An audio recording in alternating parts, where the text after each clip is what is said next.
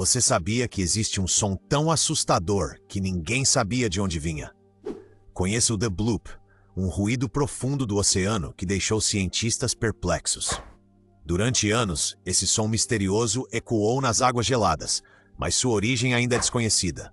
Alguns acreditam que pode ser um monstro marinho, outros falam de fenômenos naturais. O que você acha? Essa gravação foi capturada em 1997 e o gráfico espectrograma mostra sua intensidade impressionante. Baixamos as luzes do oceano para você sentir o mistério. Você acredita que o som veio de um monstro marinho ou algo ainda mais enigmático?